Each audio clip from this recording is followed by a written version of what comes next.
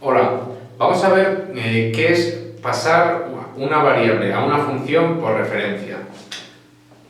Estamos dando un curso de programación en C, entonces estamos viendo solamente los conceptos básicos y entonces vamos a ver lo que es el paso de variables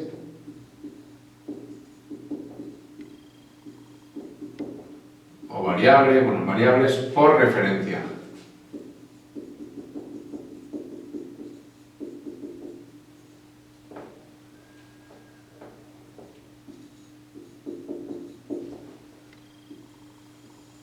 Vale, entonces, para pasar variables por referencia usamos punteros. Vamos a verlo como mejor se ve con un ejemplo, es decir, bueno, vamos a explicar un poquillo. Una variable, o sea, yo al pasarle una variable a una función, le puedo dar el valor de la variable o le puedo decir dónde está.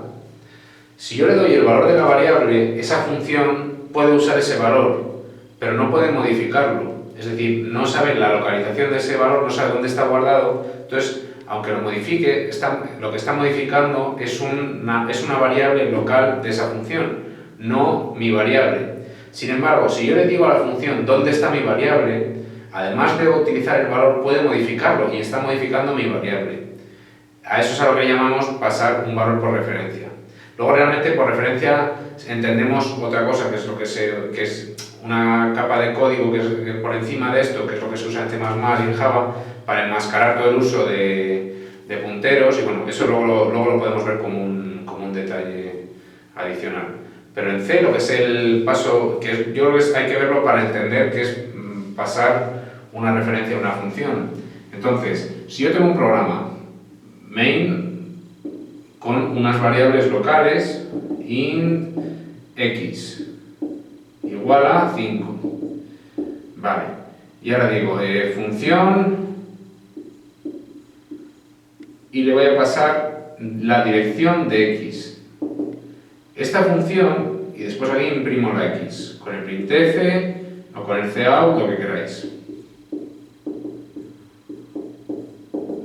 Esta función, como le estoy pasando la dirección de la variable, puede modificar la variable.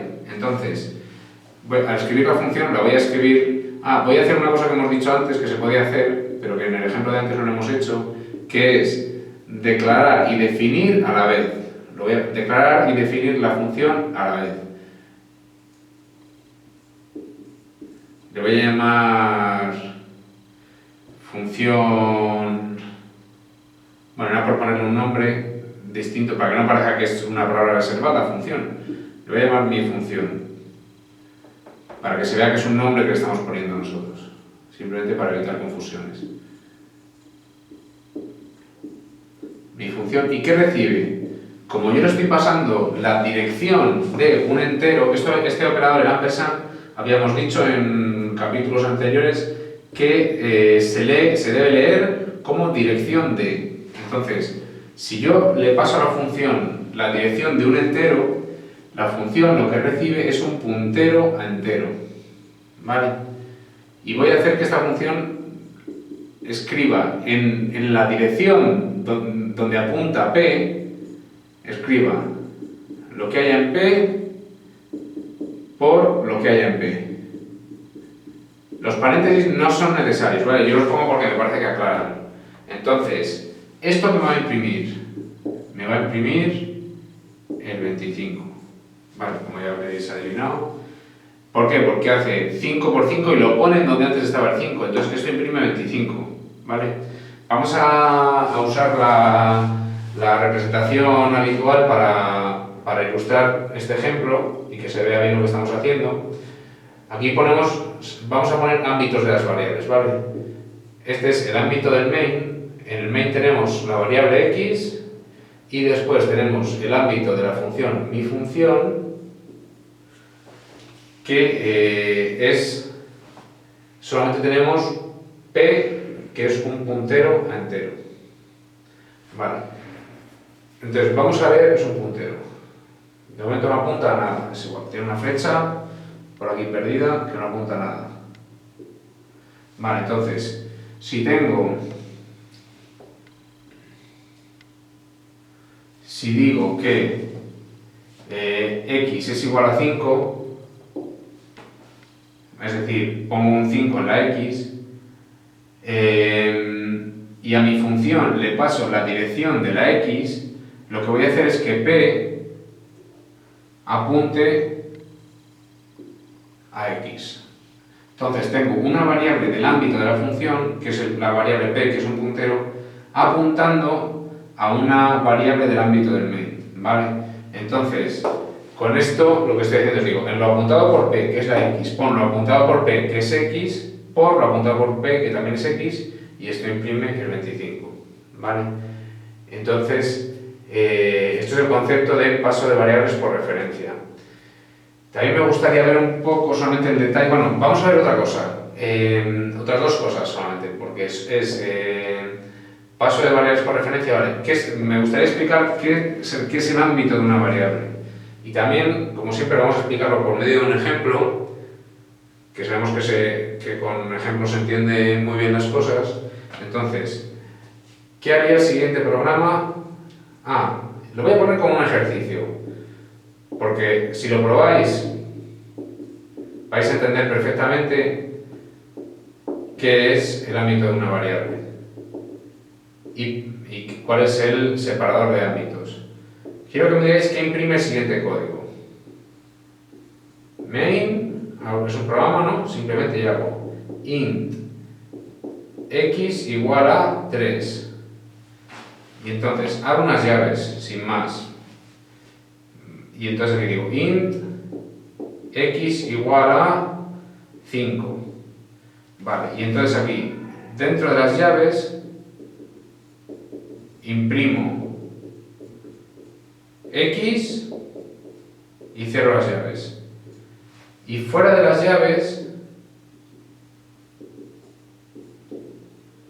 imprimo x también y cierro las llaves. Quiero que me digáis qué imprime este código sin necesidad de ejecutarlo. Y luego después lo ejecutáis y veréis lo que imprime. Y con eso vais a entender perfectamente lo que es el ámbito de una variable y lo que es el operador de separación de ámbitos o creación de ámbitos, que son las llaves. ¿Vale? Eso es un detalle que quería ver porque, bueno, aquí se habla de ámbitos de las variables y decimos, ¿por qué una función va a tener su propio ámbito? Pues por eso, porque una función es un ámbito prácticamente, ¿no? Abre las llaves y crea su propio ámbito. Vale.